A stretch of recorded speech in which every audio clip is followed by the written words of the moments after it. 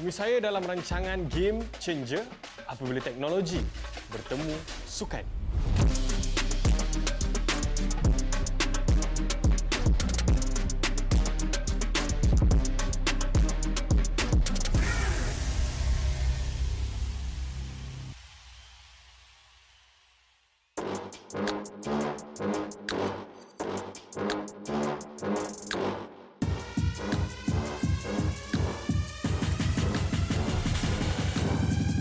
Pernahkah anda tahu yang kaki kanan David Beckham lebih panjang dari kakinya yang kiri?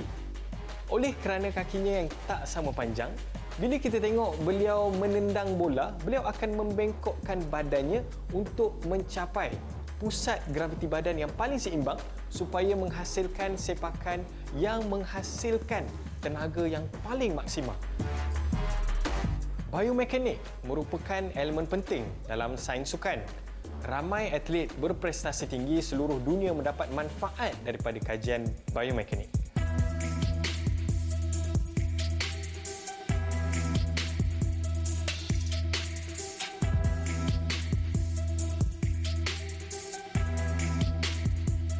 Biomekanik ialah sains pergerakan badan termasuk bagaimana otot, tulang, tendon dan ligamen bekerjasama untuk bergerak. Biomekanik menerangkan bagaimana dan mengapa tubuh manusia bergerak dengan cara yang sama untuk sesuatu tujuan. Impak dari teknologi biomekanik ini, prestasi atlet boleh dipertingkatkan selain mengelakkan kecederaan berlaku dalam aktiviti sukan mereka. Pergerakan tubuh merupakan aspek penting bagi atlet yang bersaing di peringkat kompetitif.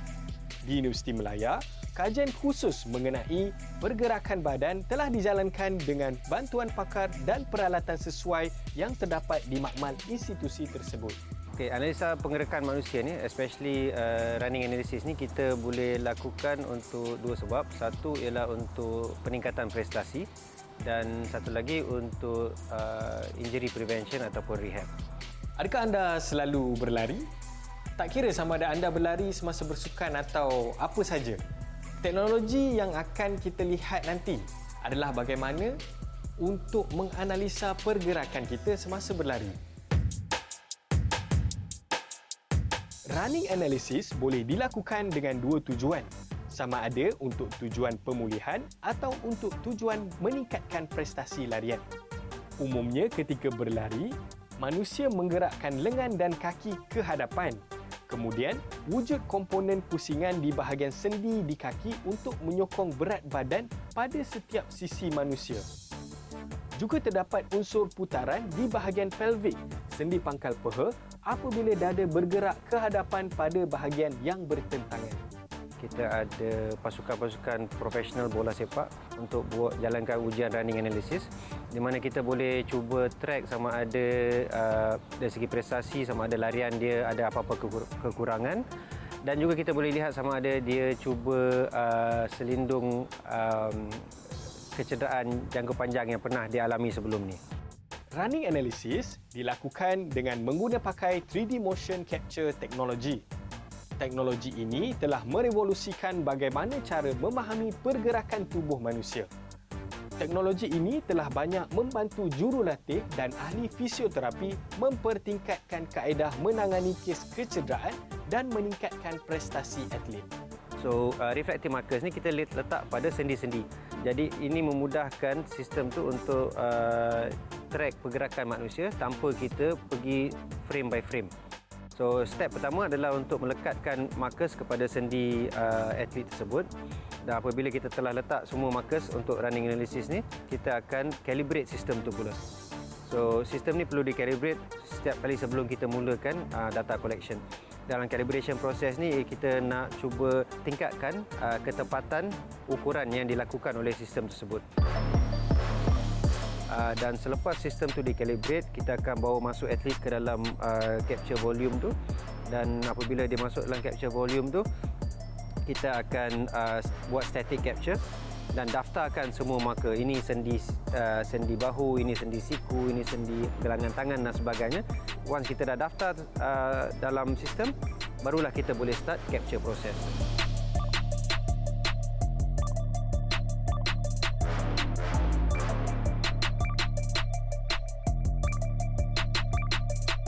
actual capture proses dengan atlet tersebut hanya memakan masa beberapa minit saja.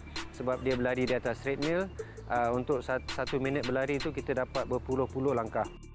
Data-data itu boleh diakses oleh atlet atau jurulatih untuk memahami perincian tentang pergerakan mereka. Ini membolehkan mereka memperbaiki teknik atau mencegah kecederaan. Secara tidak langsung, ia akan meningkatkan prestasi mereka. So Visual 3D itu ialah software yang akan memberi maklum balas tentang setiap angle dalam joint dia, dia punya data kinetik, data kinematik, dan daripada sana kita akan generatekan report untuk atlet atau patient tersebut.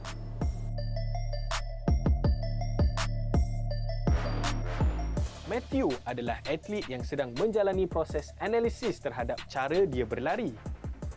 Beliau mendapatkan khidmat di makmal biomekanik yang dikendalikan oleh Dr. Rizal bagi tujuan tersebut. I just performed my running analysis and it was found that my posture isn't completely correct to be in the ideal situation. However, I will take the necessary steps to improve on my posture to prevent further injuries in the future. So what we found in Matthew is that his body is really upright when he's running. So it would be better if he could have a little bit more of a trunk flexion so that he's able to dissipate the force throughout the running motion a little bit better. Salah satu cara yang paling mudah untuk adjust dia punya larian ni, kinematik larian dia ialah memasukkan insert di dalam kasut dia. So jadi kita tinggikan sebelah untuk balancekan perbezaan antara panjang kaki kiri dengan kaki kanan dia. Kepakaran penyelidik Universiti Melaya dalam bidang biomekanik telah memberi manfaat kepada industri sukan. Jangan ke mana-mana, kita berehat sebentar dengan topik yang lebih menarik selepas ini.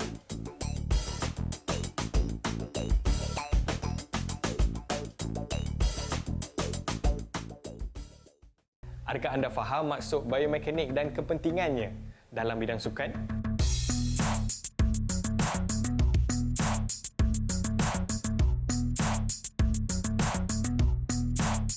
Dengan meningkatkan kekuatan kuasa pemanjangan pinggul, keupayaan pelari untuk berlari pada kelajuan pantas boleh ditingkatkan.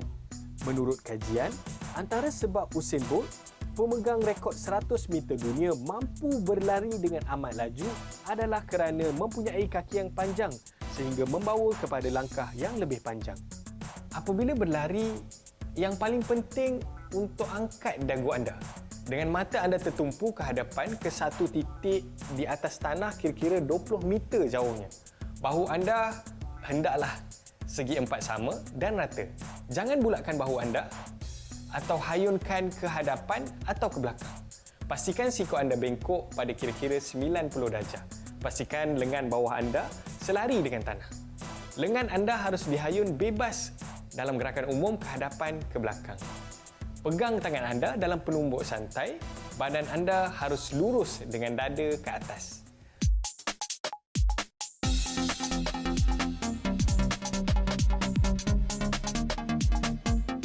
Apakah yang boleh dilakukan oleh seseorang untuk mencapai larian yang optimum? Larian yang laju tapi tak tercungak-cungak? Pelari long distance paling bagus di dunia ialah daripada Kenya. Contohnya pelari Kenya ni dia sandar ke depan lebih daripada pelari lain. Bila dia sandar ke depan lebih daripada pelari lain, kaki dia akan land di bawah center of gravity badan dia. So bila dia land di bawah center of gravity badan dia, resistive component daripada kaki depan tu berkurangan.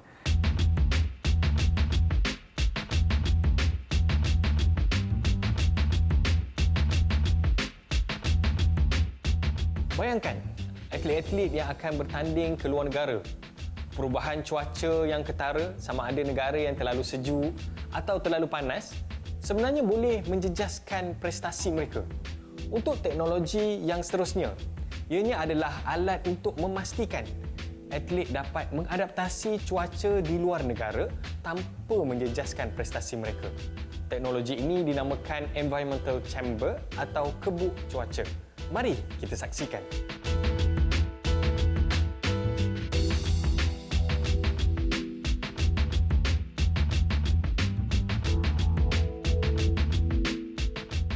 Pada ketika atlet mahu bertanding di pertandingan luar negara yang mempunyai suhu atau persekitaran yang berbeza dengan Malaysia, atlet memerlukan penyesuaian diri dengan keadaan seperti di tempat mereka akan bertanding. Di Institut Sukan Negara ISN terdapat fasiliti khusus yang dinamakan Environmental Chamber iaitu kebuk cuaca bagi membantu atlet menangani situasi ini. Fasiliti ini adalah peralatan berteknologi tinggi dan dikendalikan oleh pegawai yang berkepakaran khusus. Bagi environmental chamber ni, dia boleh ubah beberapa parameter. So untuk pertama adalah altitude. Altitude kita boleh adjust dari 0 meter sehingga paling maksimum untuk chamber ni adalah 5,300 meter. Okay, lepas tu untuk humidity pula kita boleh set dari 0 hingga ke 99%. Untuk temperature dari negatif 25 sampai ke 55 degree Celsius. Kebuk cuaca membantu atlet profesional membuat persediaan untuk pertandingan yang akan berlangsung dalam iklim yang berbeza daripada kebiasaan mereka. Dan setiap kali atlet nak masuk ke dalam ni, diorang akan bagi tahu berapa setting yang diorang nak, atau diorang boleh merujuk kepada saya setting apa yang paling sesuai untuk diorang supaya diorang boleh bertanding dengan lebih kompetitif di negara lain yang diorang nak pergi. Contohnya macam para cycling, diorang selalu akan guna chamber ni sebelum diorang pergi ke pertandingan yang high kompetitif. So selalunya diorang akan masuk at least 2 minggu hingga ke 4 minggu. Setiap minggu masuk 2 hingga 3 kali. Penetapan parameter ini amat penting untuk atlet yang menyertai pertandingan di luar negara. Tanpa melalui proses ini, ia boleh memberi kesan kepada prestasi dan kesihatan seseorang atlet. Perubahan keadaan yang drastik boleh memberi kesan negatif dan berbahaya kepada seseorang atlet. Melalui latihan di dalam chamber ni, atlet dia dapat meningkatkan dia punya kecergasan dari segi VO2 max dia. Apa maksud VO2 max? VO2 max tu maksudnya adalah maksimum oksigen yang badan dia boleh gunakan. Maksudnya dia boleh melakukan lebih banyak aktiviti compare to others atlet yang tidak menggunakan chamber ini. Perubahan keadaan yang drastik boleh memberi kesan negatif dan berbahaya kepada seseorang atlet. Faktor persekitaran seperti haba melampau atau sejuk, altitud tinggi dan pencemaran udara boleh meningkatkan degupan jantung. Ini menjadikannya lebih sukar untuk bernafas dan menjejaskan keupayaan bersaing secara kompetitif. Pendaki Gunung Everest, diorang juga akan masuk ke chamber ni. Kenapa? Sebab diorang nak sediakan badan dia untuk menaiki ke Gunung Everest supaya diorang badan takkan tiba-tiba culture shock atau dia akan terkejut. Kenapa dia tiba-tiba sampai ke tempat yang kekurangan oksigen atau terlalu sejuk? Sebab apabila mereka masuk ke dalam chamber ni, kita akan set altitude yang tinggi. Contohnya sampai 3,000 meter. Bila sampai 3,000 meter, O2 yang kat dalam chamber tu dia akan jadi kurang. Bila kurang, badan kita akan rasa stres. Bila stres, kita akan hantar signal kepada otak dia, bagi tahu badan dia, we need more oxygen. So pada masa tu, badan kita akan menghasilkan lebih banyak sel darah merah. Apa fungsi sel darah merah? Sel darah merah adalah untuk pergi menangkap oksigen dan bawa ke seluruh badan yang memerlukan oksigen untuk teruskan aktiviti. Suhu, ketinggian dan cahaya matahari dalam kebuk cuaca ini boleh diubah mengikut negara mana seseorang atlet itu hendak pergi bertanding. Sebelum keluar negara, mereka perlu menyesuaikan diri dalam kebuk ini selama 2-3 hari dahulu. Semasa dalam kebuk cuaca, mereka bolehlah berlatih atau membuat aktiviti yang berkaitan dengan sukan mereka. Walaupun ketika mereka berdiam tanpa berbuat aktiviti, penyesuaian cuaca dalam kebuk ini penting untuk mereka agar badan mereka tidak rasa terkejut bila tiba di luar negara nanti. Atlet yang nak go back to sukan, maksudnya lepas dia injured dan dia dalam fasa recovery, dia pun akan masuk ke dalam chamber ni untuk melakukan aktiviti. Kenapa? Sebab bila dia masuk ke dalam chamber ni, kita setkan environment yang stress untuk dia dan kita boleh reducekan intensity dia. Kenapa kita nak reducekan intensity? Sebab kita nak prevent dia kembali injured. So, dia masuk ke dalam ni, stresskan badan dia, dalam waktu yang sama, dia pun boleh melakukan training dengan baik dan kita boleh kembalikan dia punya fizikal, dia punya kecergasan seperti sebelum dia injured. Environmental Chamber atau Kebun Cuaca adalah fasiliti moden dan meletakkan Malaysia di hadapan berbanding negara Asia Tenggara yang lain dari aspek fasiliti sukan. Institut Sukan Negara telah melabur untuk memiliki fasiliti berteknologi tinggi ini untuk membantu persiapan atlet sebelum bertanding ke luar negara dan mempercepatkan pemulihan kecederaan atlet. Kita kembali lagi selepas ini, jangan ke mana-mana.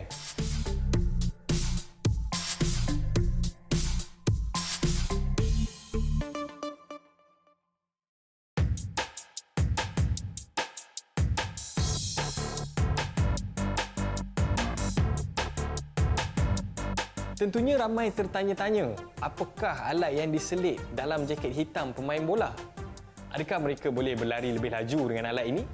Atau adakah alat ini boleh membantu mereka menjaringkan gol? Mari kita dalami apakah fungsi alat ini sebenarnya.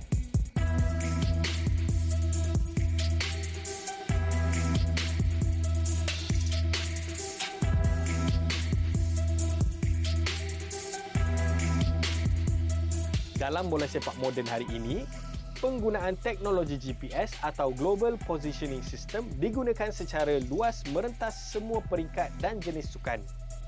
Teknologi ini mempunyai pelbagai fungsi yang dapat membantu jurulatih, juruterapi, penganalisis, malah kepada pemain itu sendiri dalam mempertingkatkan prestasi serta memantau keadaan fizikal pemain. Bagi sukan bola sepak, pasukan Johor Darul Ta'zim JDT merupakan pasukan terawal di Malaysia yang menggunakan teknologi GPS ini. Tapi kalau nak tahu, ketika ini ia telah digunakan secara meluas oleh mana-mana pasukan bola sepak terutamanya. Pengalaman saya dalam menggunakan aplikasi GPS ini, ianya bukan saja dapat memantau prestasi pemain, tetapi pada masa sama kita juga dapat mengetahui tahap kecergasan seseorang pemain tersebut tanpa melaksanakan ujian kecergasan.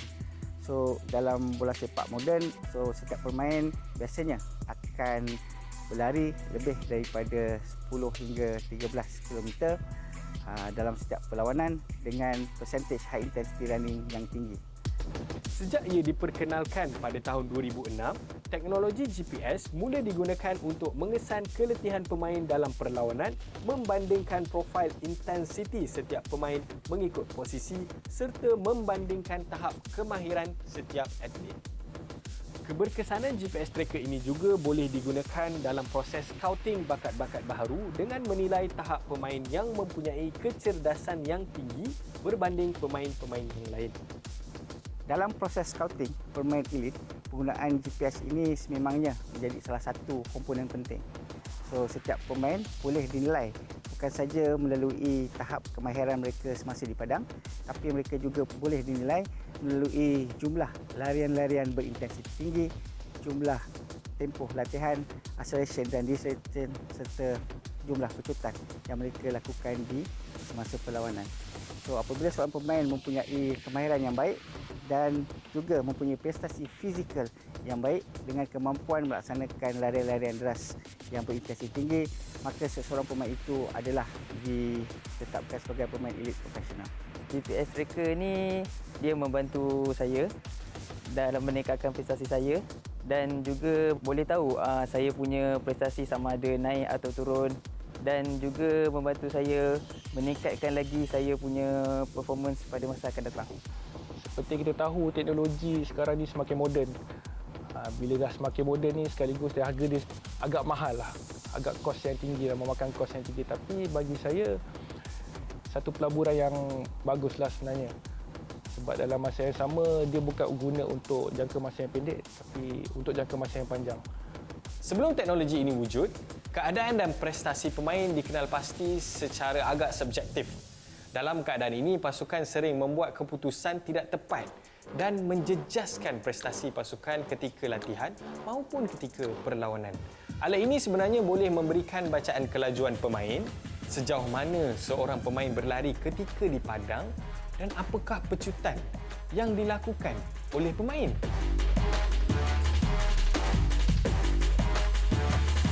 Penggunaan aplikasi sains sukan dan GPS ini boleh dilihat mampu untuk meningkatkan lagi prestasi bola sepak negara. So, kalau kita lihat sekarang ini ada banyak pasukan-pasukan profesional yang beraksi di liga-liga profesional Malaysia telah menggunakan GPS sebagai salah satu proses latihan dan juga pemantauan latihan untuk setiap pemain mereka. Tentang GPS tracker ni bagi saya benda yang penting, sebab dari situ kita boleh menilai prestasi dari training, dari latihan untuk digunakan untuk meningkatkan prestasi pemain untuk didudukkan dalam permainan. Seperti kita ada periodisasi, kita ada jadual latihan kita dan kita kena tengok setiap hari ni berapa bebanan latihan yang ada yang patut kita letakkan kepada pemain. Salah satunya untuk menjaga kecederaan, mengelakkan daripada kecederaan, dan dari situ kita boleh tengok prestasi pemain semasa perlawanan yang sebenar.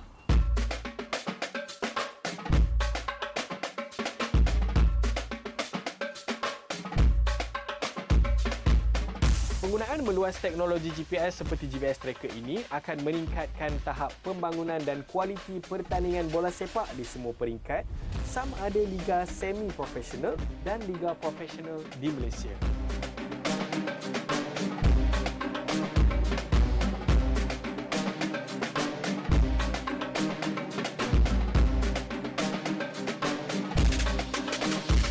Manfaat sains sukan seperti teknologi GPS ini amat membantu dalam bidang sukan.